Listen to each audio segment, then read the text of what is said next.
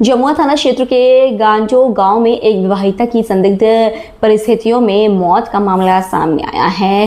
घटना के बाद इलाके में लोगों की भीड़ जुट गई और परिवार में शोक का माहौल बन गया। मृतका की पहचान 26 वर्षीय ललिता देवी के रूप में हुई है। जानकारी के अनुसार विवाहिता की अचानक तबीयत बिगड़ने और संदिग्ध हालत में मौत होने की सूचना मिलने के बाद आसपास के लोग मौके पर पहुंचे। वहीं खबर मिलते ही मायके पक्ष के लोग भी गाँव पहुंचे और मामले में गंभीर आशंका जताई। परिजनों ने घटना की निष्पक्ष जांच की मांग करते हुए पुलिस प्रशासन से उचित कार्रवाई की अपील की है। घटना की सूचना पर जमुआ थाना पुलिस मौके पर पहुंची और पूरे मामले की जानकारी ली। पुलिस ने शव को कब्जे में लेकर पोस्टमार्टम के लिए भेज दिया है ताकि मौत के कारणों का स्पष्ट पता चल सके। पुलिस अधिकारियों ने बताया कि मामले की सभी पहलुओं से जाँच की जा रही है। पोस्टमार्टम रिपोर्ट आने के बाद आगे की स्थिति साफ हो सकेगी। फिलहाल गांव में घटना को लेकर कई तरह की चर्चाएं जारी हैं और स्थानीय लोग जांच रिपोर्ट का इंतजार कर रहे हैं। हमारा घर हुआ पोबी, जीतू यादव नाम है मेरा। अब मनोज यादव ससुर हुआ हमारा बेटी का। ये तीनों जन मिल करके बेटी और ससुर और उसका पत्नी मिल करके मार दिया मेरे बेटी को। जब तक ले हम मतलब कि यहाँ पहुँचे हैं तब तक ले वो मतलब देखते हैं खाटी को बाहर करके रख दिया और उन लोग भाग गया सब। आपकी बेटी की ससुराल कहाँ है? हमारा गांडे। कितना दिन से पहले शादी? 2 साल के बाद में। पहले कुछ विवाद हो रहा था क्या? हाँ, हो ही रहा था। मतलब कि हम लड़का हुआ था, लेने के आए, नहीं जाने दिया, ज़बरदस्ती को रोक करके रखा था। तो विवाद हो रहा था, क्या कुछ कहता था? बस दहेज में 4000 रुपया बाकी था, जो कि वो उसी के लिए बहाना कर रहा था। जिसमें कि 1 महीना के पहले हमारा पोता का मन खराब हो गया। 50,000 रुपया हम कर्जा करके दिए हैं। अच्छा।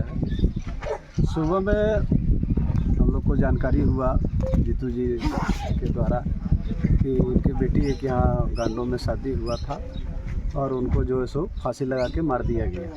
तो हम लोग गाँव के लोग सारे लोग आए तो उस समय देखे कि वो मनोज यादव जो इनके दामाद के पिताजी हैं, समधी इनका जो है वो मौजूद थे।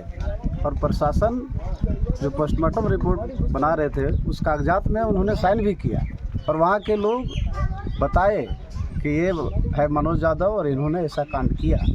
उसके बावजूद प्रशासन उस पर ध्यान नहीं दिया। चौकीदार भी था, प्रशासन के लोग थे, वे चाहते तो ये लोग रख सकते थे, लेकिन उसको अब कैसे ये लोग छोड़े कि हम लोग जांच का विषय है कि आखिर उसको कैसे छोड़ा गया।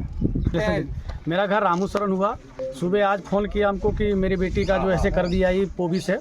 तो पोबी जब फ़ोन किया हम इनको मनोज यादव को फ़ोन किए, उनको बोले कि कैसे क्या हुआ। बोला कि 3 बजे रात तक वो ठीक थी और 3 बजे रात के बाद जो है फांसी लगाई है वो। तो जब 3 बजे रात का फांसी लगाई है और 3 बजे रात को कैसे उसको सब डिटेल मालूम है, वही जाने वो।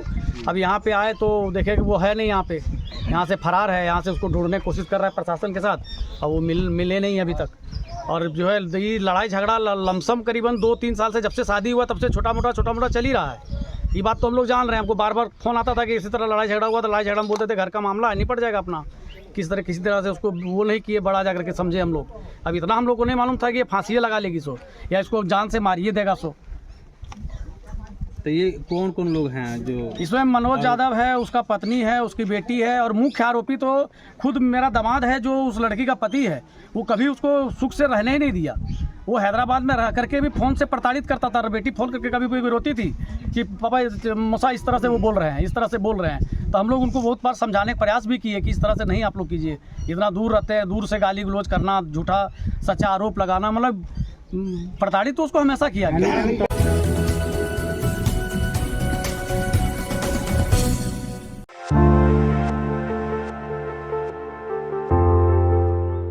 गिरिडीह वन प्रक्षेत्र अंतर्गत पीटान इलाके में पहुंचे 28 हाथियों के झुंड को वन विभाग की विशेष टीम ने सुरक्षित तरीके से रिहायशी क्षेत्रों से बाहर निकालकर जंगल की ओर पहुंचाया।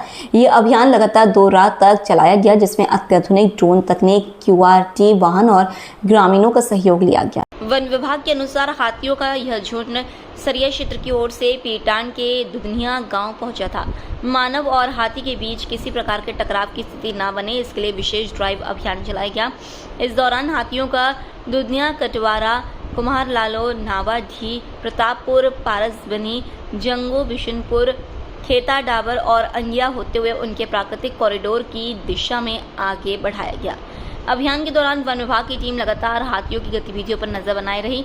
ड्रोन कैमरे की मदद से झुंड की लोकेशन ट्रैक की गई, जिससे टीम को सुरक्षित तरीके से हाथियों को जंगल की ओर ले जाने में मदद मिली। वन क्षेत्र पदाधिकारी एसके रवि ने बताया कि हाल ही के दिनों में कई क्षेत्रों में मानव हाथी युद्धन की घटनाएं सामने आई हैं। ऐसे में ग्रामीणों को सतर्क रहने और वन विभाग के दिशा निर्देशों का पालन करने की आवश्यकता है। उन्होंने कहा कि हाथी समेत सभी वन्य जीव पर्यावरण का महत्वपूर्ण हिस्सा है और उनका संरक्षण सामूहिक जिम्मेदारी है।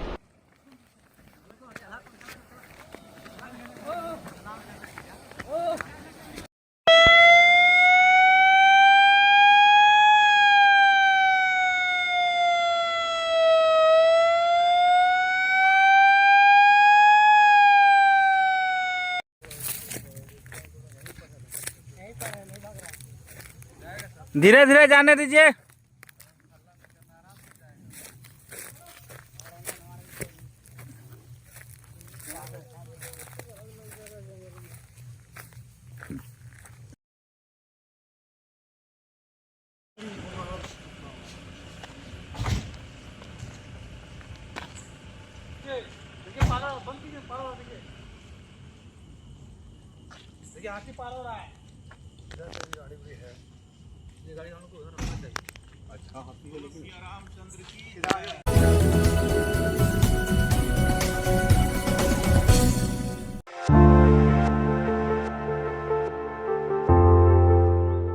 तीसरी थाना क्षेत्र के गम्हरिया टांड में शनिवार देर रात चोरी की घटना सामने आई है।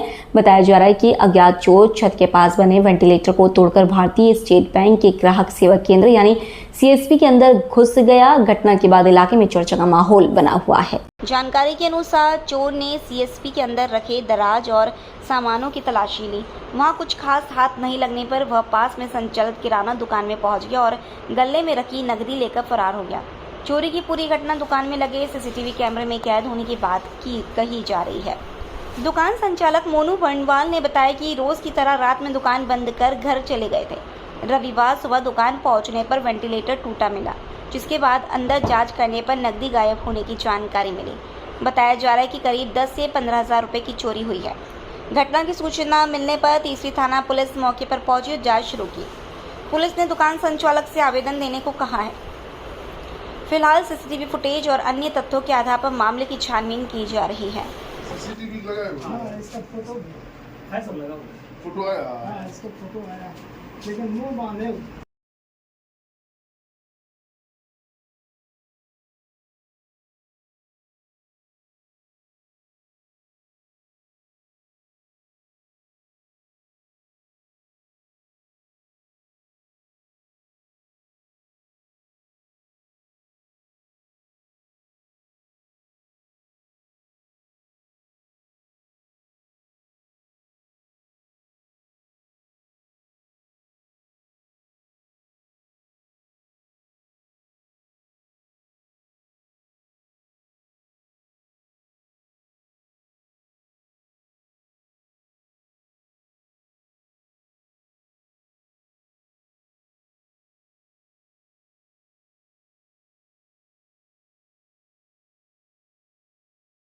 नाम मोनू कुमार बर्नवाल है। क्या हो गया?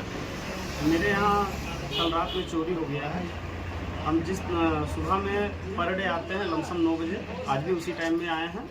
और जब हम आते हैं तो देखते हैं कि मेरे यहाँ पे कुछ टूटा फूटा गिरा हुआ है। जब हम अचानक से देखते वहाँ से टूट गया है। उसके बाद हम सीसीटीवी कैमरा चेक करते हैं तो लगभग 1:20 में हमारे यहाँ चोरी हो जाता है। और पापा का कुछ पैसा यहाँ छूट गया था कल, लगभग 10-15 हज़ार, वो चोरी हो जाता है। उसके बाद हम थाना प्रभारी कॉल करते, वो सर आए और अभी बोले हैं कि उसके ऊपर केस करें।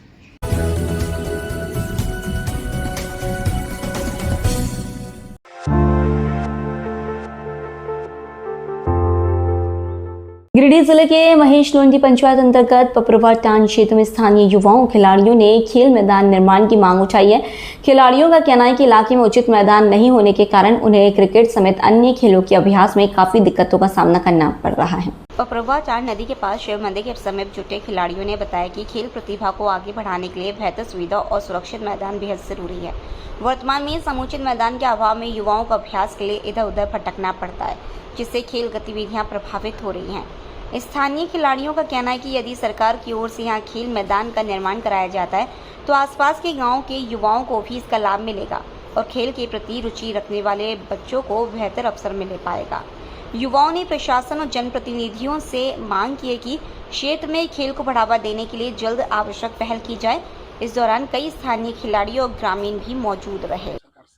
सरकार से मांग यही है कि जो हमारा ग्राम पपरवाटांड़, प्रखंड गिरिडीह, पंचायत महेशलुंडी, यहाँ पर जो ग्राउंड है मतलब पुराना ग्राउंड है, जो यहाँ पर ग्रामीण लोग पहले से, बहुत पहले से, करीबन जब से आपको लग रहा है कि बहुत पुराना से यहाँ पर खेल रहे हैं। लड़के लोग पहले फुटबॉल खेलते थे, अब क्रिकेट खेलते हैं।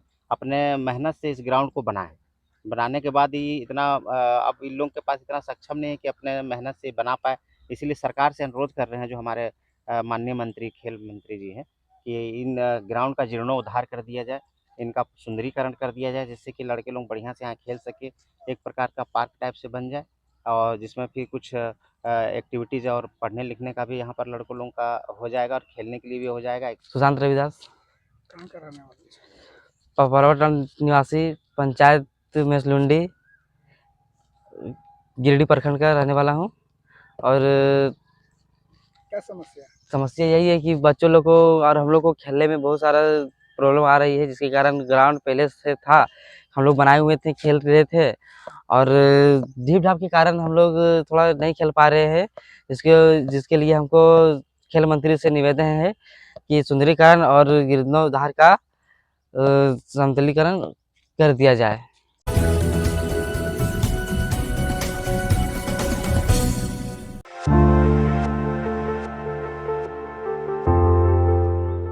गिरिडीह के बरमसिया स्थित चिल्ड्रन पार्क में रविवार को एक दिवसीय मार्शल आर्ट समर कैंप का आयोजन किया गया। कार्यक्रम का आयोजन आशा दीपक फाउंडेशन के तत्वाधान में दीपक मार्शल आर्ट एकेडमी द्वारा किया गया, जिसमें बड़ी संख्या में बच्चों और अभिभावकों ने भाग लिया। सुबह आयोजित इस कैंप में बच्चों को आत्मरक्षा से जुड़ी कई महत्वपूर्ण तकनीकों की जानकारी दी गई। प्रशिक्षकों ने बच्चों को शारीरिक फिटनेस के साथ साथ मानसिक रूप से मजबूत बनने के लिए प्रेरित भी किया। कैंप के दौरान बच्चों ने उत्साह के साथ विभिन्न मार्शल आर्ट गतिविधियों में हिस्सा लिया। कार्यक्रम में मौजूद अतिथियों ने बच्चों को अनुशासन, आत्मविश्वास और सकारात्मक जीवन शैली अपनाने का संदेश दिया। साथ ही हास्य योग के माध्यम से तनाव मुक्त रहने और स्वस्थ जीवन जीने के बारे में भी जानकारी दी गई, जिसमें अभिभावकों ने भी बढ़ चढ़कर भागीदारी निभाई। कैंप के समापन पर प्रतिभागी बच्चों के बीच मेडल, बेल्ट और सर्टिफिकेट का वितरण किया गया। आयोजकों ने बताया कि इस तरह के कार्यक्रमों से बच्चों में आत्मरक्षा के प्रति जागरूकता बढ़ती है और उनकी प्रतिभा को नया मंच मिलता है। मम्मी कहाँ है? आइए, हाँ, तालियों से स्वागत करो इसका।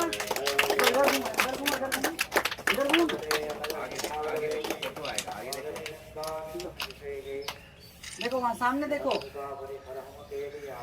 सीधा भी ले लो, खड़ा भी करके ले लो। ताली बजाओ बच्चों।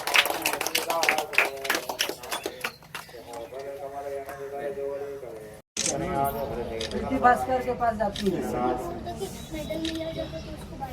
सीधा सीधा भी ले लो। हाँ, सीधा भी वीडियो हो रहा है ना? नहीं, ठीक है, बेटी है। ठीक है। अच्छा, चलो दिव्यांश श्रीवास्तव। दिव्यांश, अरे बेटा तुम तो सब माला ही पहन लिया है। हाँ, ठीक है। बेटा है। सबसे पहले आप लोग तालियों से स्वागत करेंगे हमारे मुख्य अतिथि अरविंद भैया का।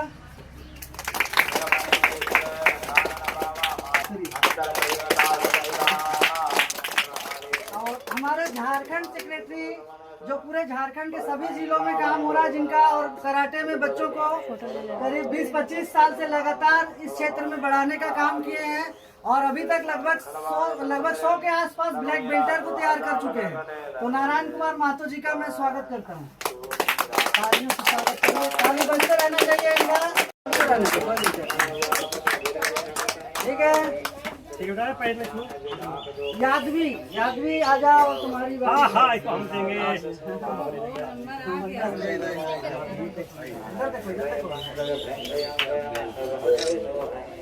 जोरदार ताली बजाओ इसके लिए, जोरदार ताली बजाओ। उधर देखो सबको, देखो दिखा रहा है। हाँ। आराध्या मंडल,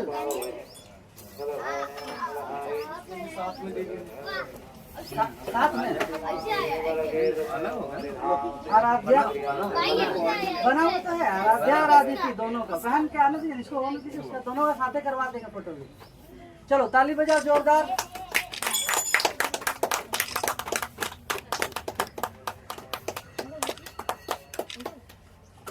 देखो सामने देखो, आदित्य ताली बजाओ, ताली उड़ा लेते हैं। आदित्य है, आदित्य आ जाओ आदित्य। चलो ठीक है, चलो सामने घूम जाओ, सब सामने घूम जाओ, उधर देखो। चलो फोटो खींचो, बजाओ जोरदार ताली, मारना नहीं, ताली बजाओ जोरदार। करवा दे सबका हो गया, एक फोटो इनके साथ करवा दो। अभी आओ जल्दी से, पापा के साथ फोटो हो गया। एक मिनट जरा, आइए सर, नहीं छुटा नहीं है, इनके साथ पापा अभी आए। आइए आजा बेटा। चलो देखो फोटो बढ़िया से ले लो। चलो ग्रुपिंग करो हम लोग का, जल्दी आओ सारे बच्चे को खड़ा करो। एक मिनट नाम बता दो, बेल्ट सर्टिफिकेट थोड़ा सा 2 मिनट में हो जाएगा।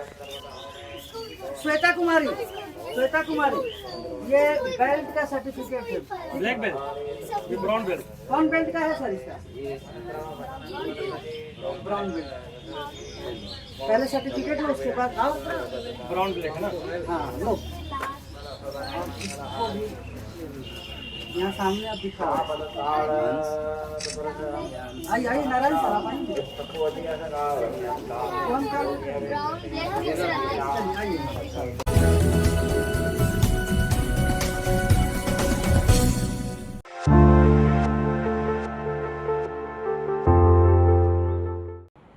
तीसरी थाना क्षेत्र के तीसरी गामा मुख्य मार्ग पर शनिवार देर रात एक कोयला लदा ट्रक दुर्घटनाग्रस्त हो गया। घटना केवटा टाण पुल के समीप हुई, जहां तेज मोड़ के पास ट्रक अचानक अनियंत्रित होकर सड़क किनारे पलट गया। राहत की बात रही कि हादसे में चालक और खलासी सुरक्षित बच गए। स्थानीय लोगों के अनुसार 14 चक्का ट्रक धनबाद से कोयला लेकर बिहार के नवादा की ओर जा रहा था। इसी दौरान संतुलन बिगड़ने से वाहन पलट गया। घटना के समय सड़क किनारे कोई रिहायशी मकान नहीं होने से बड़ा नुकसान टल गया। सूचना मिलने के बाद तीसरी थाना प्रभारी प्रभुनंद ईश्वर पुलिस टीम के साथ मौके पर पहुंचे और स्थिति का जायजा लिया। पुलिस ने दुर्घटनाग्रस्त ट्रक को कब्जे में लेकर आगे की प्रक्रिया शुरू कर दी है। बताया जा रहा है कि इस मार्ग से प्रतिदिन बड़ी संख्या में कोयला लदे भारी वाहन बिहार की ओर गुजरते हैं। कई ट्रकों में क्षमता से अधिक लोड रहने के कारण रास्ते में यातायात बाधित होने की स्थिति भी बन जाती है। कुछ दिन पहले बेलकुसी मोड़ के पास भी इसी तरह एक कोयला लदा ट्रक पलटने की घटना सामने आई थी।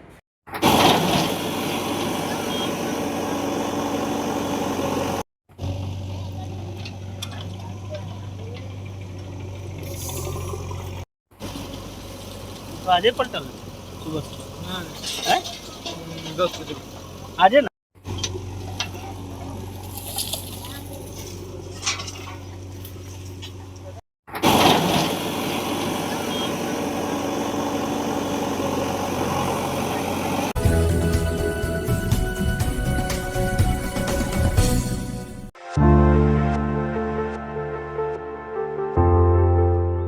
सरिया प्रखंड के नावाजी स्थित जनकपुर धाम मंदिर परिसर में रविवार को अखिल विश्व गायत्री परिवार की ओर से गायत्री महायज्ञ का आयोजन किया गया। कार्यक्रम का उद्देश्य अधिक से अधिक लोगों को गायत्री महामंत्र उपासना और मंत्र लेखन अभियान से जोड़ना रहा। कार्यक्रम की शुरुआत मां गायत्री की वंदना के साथ हुई। इसके बाद वैदिक मंत्रोच्चार के बीच यज्ञ कुंड में आहुति दी गई। आयोजन के दौरान गायत्री महामंत्र, महामृत्युंजय मंत्र समेत कई वैदिक मंत्रों का उच्चारण किया गया। श्रद्धालुओं ने श्रद्धा भाव से यज्ञ में भाग लिया। गायत्री परिवार से जुड़े वक्ताओं ने कहा कि जनकपुर धाम में नियमित रूप से गायत्री महायज्ञ जप और मंत्र लेखन कार्यक्रम आयोजित किए जा रहे हैं। इसका उद्देश्य लोगों के जीवन में सुख, शांति और सकारात्मक सोच को बढ़ावा देना है। कार्यक्रम में मौजूद बच्चों ने भी नियमित मंत्र लेखन का संकल्प लिया। महायज्ञ के बाद सामूहिक प्रार्थना कर सभी के सुखद भविष्य और कल्याण की कामना की गई। अंत में आरती के साथ कार्यक्रम का समापन हुआ। आयोजन को सफल बनाने में गायत्री परिवार के कई सदस्यों और स्थानीय श्रद्धालुओं का सहयोग रहा।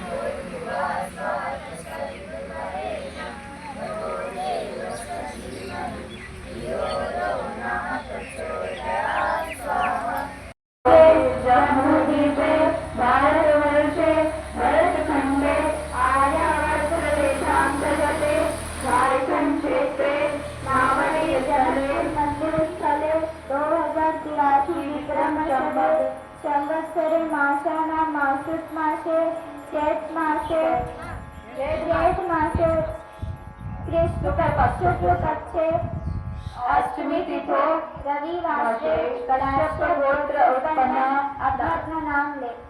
और हमारे बाद हो रहा है सत्पर्वती संवर्धनाय दुष्पर्वती उन्मूलनाय लोक कल्याणाय आत्म कल्याणाय वातावरण परिष्काराय उज्ज्वल भविष्य कामना पूर्ते पर्वत पुरुषार्थ करिष्ये अस्मै परियोजनायचा कलशादि आवाहित देवता पूजन पूर्वकम् एक कुंडी।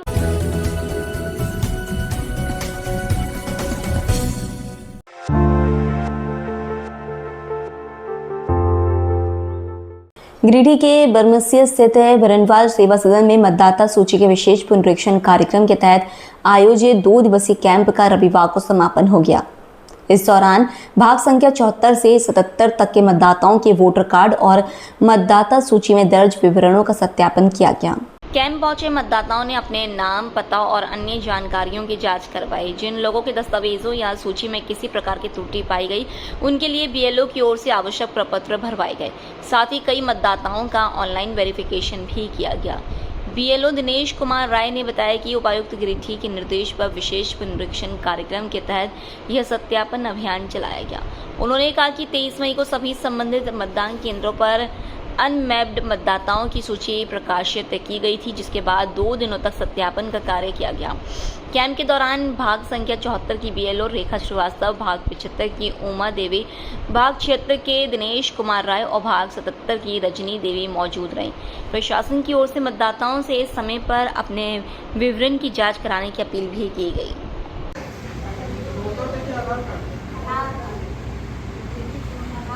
देखिए, ये जो लिस्ट आया है 2003 के लिस्ट के अनुसार मैपिंग करना है, ठीक है। उसमें करना है क्या है कि सबसे पहले वोटर का KD नंबर लिखना है, ठीक है। KDW है ना, KDW है। उसके बाद आप 8 आ गया, रिमी दास आ गया, इनका APK नंबर है KDW 8449092, ठीक है। गिरिडीह के जिला उपायुक्त महोदय द्वारा विशेष प्रोग्राम चलाया जा रहा है, जिसमें SIR के द्वारा छूटे हुए वोटर का मैपिंग किया जाना है। जो वोटर का नाम छूट गया है SIR में उनको मैपिंग करना है। इसका कार्यक्रम आज दिनांक 23/5/2026 और 24/5/2026 को बनवाल धर्मशाला गिरिडीह में आयोजन किया गया, जिसमें सभी BLO बूथ संख्या 76, 77 के BLO उपस्थित हैं और यहाँ पर वोटर भी आए हुए, मतदाता भी आए हुए हैं अपना मैपिंग कराने के लिए। इस कार्यक्रम के द्वारा हम सभी आवेदक और मतदाता से अनुरोध करते हैं कि आकर अपना मैपिंग करा ले। एपी का अच्छा रहेगा, अपने परिवार का भी करा ले। और सभी को संदेश दे दिया गया है, इसी माध्यम से संचार के माध्यम से अपना मैपिंग करा ले।